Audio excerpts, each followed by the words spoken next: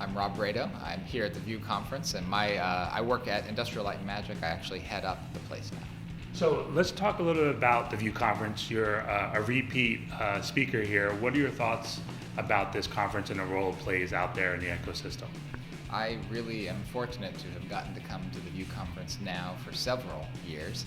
I love getting to work with Maria Elena, and the program she puts together is really hitting above her class, really. I think that was the name of the previous presenter that Glenn was just talking about. But I mean, what she's put together here in Torino is really a remarkable conference where she gets such good speakers.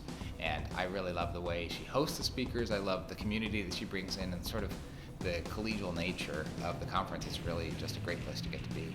We're also in a brand new venue now, OTR. What are your thoughts about this place?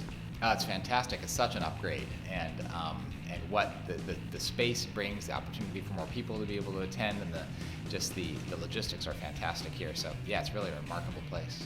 So we're in Turin, Italy, and I wanted you to speak a little bit about the global nature of the visual effects industry and how Italy ties into that ecosystem. Yeah, visual effects is truly a global industry. Even just ILM, we have offices in San Francisco and Vancouver and Singapore and London. And not to mention, we work with teams all over the world to create these films. So I think being aware of the global nature of the industry is a really important thing, and there's so much talent in all these different places. Getting in a place like Torino, you might run into companies that you wouldn't otherwise normally see. So it's really great to be in this part of the world. Also, a lot of people that make up the audience here when you speak are also students. What's it like to be able to reach out directly to that upcoming class?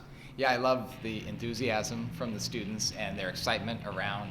Sometimes they're just fans of the film, and sometimes they're passionate about computer graphics, and it's really fun to get to meet the students and get to see their enthusiasm for what we're doing. The last time you were here, you were actually on your way over to London to start working on Solo, a Star Wars story. Now you're talking about the visual effects as well as a new book. Can you talk a little bit about how you feel you push things forward in this ever evolving visual effects space? Yeah, one of my favorite things we got to do on Solo was really take some of those old school techniques and apply to them the latest technology innovations to make it really work for today's filmmaking. So the perfect example of that is getting to wrap the Millennium Falcon cockpit in a 180-degree rear projection screen. So what you saw when you got into the Millennium Falcon was basically like a ride at Disneyland, but we were able to photograph it. We did it at full film quality. So when you saw those stars streaking into hyperspace, that was actually captured in camera, which is the film pointing at a screen. So it was real-time visual effects. And I'm really into real-time visual effects and where this is going for the future, and we're continuing to innovate in that space today. ILM has been at the forefront of that, and I know both across VR and traditional films, you guys are using more and more video game technology like Unreal. How has that impacted what you guys are doing with that?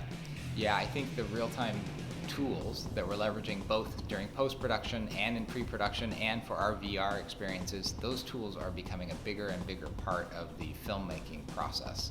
So we did some relatively simple incarnations of that for Solo. So we had pre-rendered material that would mostly play, but then we could trigger it interactively. And then we could add interactive elements on top of it. So blaster fire was added interactively in real time while we were playing back the full quality media. And we kept the quality very high. No one knew what was real time and what was pre-rendered because it was all seamlessly generated. And we're taking that even further on the new projects we're working on right now. As you guys are pushing things forward and using real time, how does that leverage the experience you guys have on your team that come from the traditional video game space as well as the LucasArts? Yeah, it's great to get to work with people from varied backgrounds as we change to really change visual effects to be more and more real time. So on our teams in ILM X Lab, we have artists who have experience in video games, and we have artists who are longtime ILM experienced artists coming together and creating the best in class visuals in real time. So it's really combining that filmmaking expertise with the expertise of folks who've been making these video games and doing real time graphics for a career that has really made it possible to achieve some of the things we're able to pull off today. When it comes to last time we were talking a little bit about Rogue One 2 years ago, that was one of the first to start using VR actually on set and helping directors. How has that progressed for what you were able to do with Solo? Yeah, we have a whole tool set, an end-to-end tool set now, whereas earlier it was a little bit more of individual experiments where we build software just for a particular application.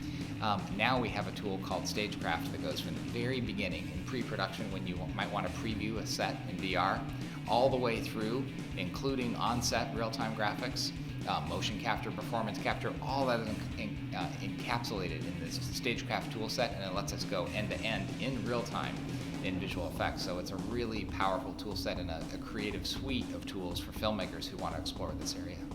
When it comes to Lucasfilm, they have a long history of being one of the early purveyors of kind of showing the magic to the fans.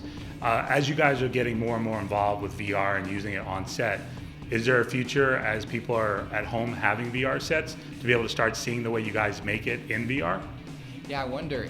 We have done some behind the scenes 360-degree experiences where you can actually watch on video or 360 video all around you some of the behind the scenes work from the films. And we're actually looking to see what the other applications are now for attaching people to the movies, but also getting to experiencing it in a new way.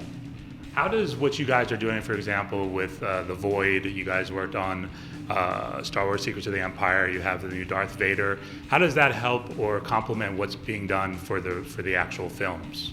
Yeah, ILM X Lab, which is the part of ILM that creates those immersive experiences, we really work hand in hand. The technology that goes into creating those experiences very much overlaps with the technology that we use on the filmmaking side to put together these films.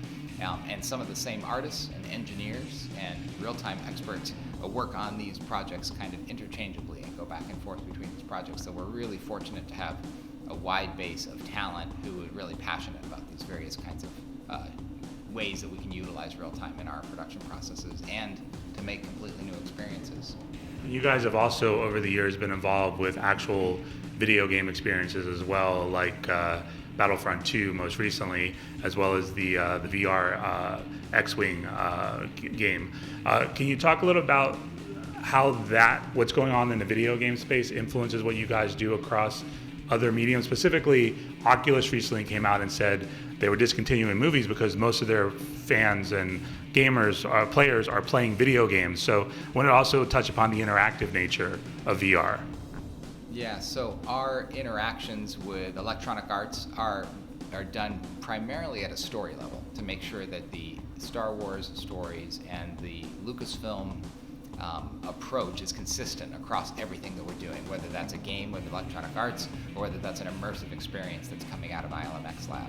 And at ILM X Lab, we have an opinion on the way and kind of a focus on the way we think immersive is really quite interesting for putting people into our worlds. And it really is just that. It's an invitation to actually step into our experiences.